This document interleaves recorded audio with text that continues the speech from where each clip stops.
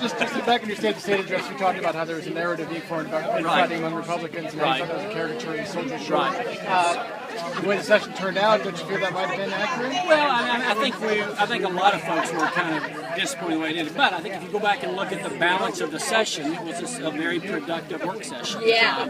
And I think a lot of good government happened. So I still stand by the fact that I think there's a lot to be proud of out of this general session. Managing a supermajority been more difficult than you anticipated? I don't know that it's ever different. I think, Senator Alexander could tell you, I mean, legislative bodies have a role, and whether, I'd much rather have a supermajority on my side than be in the minority. I think Governor Alexander was in that position a couple of times, and given the choice, I'll take what I have. Are you sure they were on your side?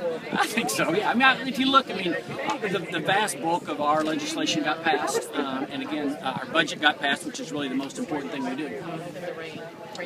All right, thanks. Yeah, every summer you seem to try to tackle some sort of topics. Last year you were looking a lot at higher ed. Yeah. What are you looking to do in these next couple of months? We're still, probably more higher ed. I think if you ask what our focus is, we have a lot of conversations all around the whole, how do we get more folks with at least an associate's degree in Tennessee, and how do we address affordability as well. So I think we really focused the first year kind of on a lot of economic development related things.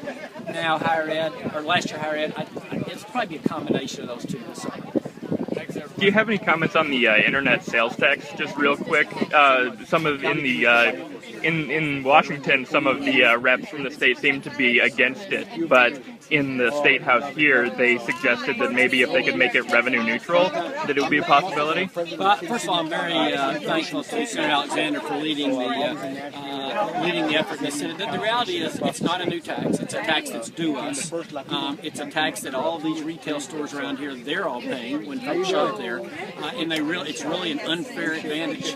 And so we want those folks to collect the tax that the state is due. But would you support making it revenue neutral? Well, I think like anything else, like with the budget, right now we don't know exactly what that will be. So we haven't even gotten the money yet. It's a little early to start talking about what we'll do with it. It's interesting with that. I've had a whole lot of people line up and raise their hands for what to do with the money, from some who, let's make it revenue neutral, to others who have a use for it already. I say, let's get it and then we'll worry about it. But generally speaking, you've been against earmarking funds. Right. There's been talk about having this go straight to a reduction in your food tax or something like that. Is that something you'd entertain? Well, again, to me, that's not so much an earmark is when you say you get a dedicated fund, right, like that. So again, I'd say same answer. Until we have the funds, then we'll have a discussion about what we do with it. There's a lot of discussion. We think it's somewhere in the $350 to $450 million a year. But right now, we still got a lot of work to do in the House, so it's a little premature to talk about what we would do with the money.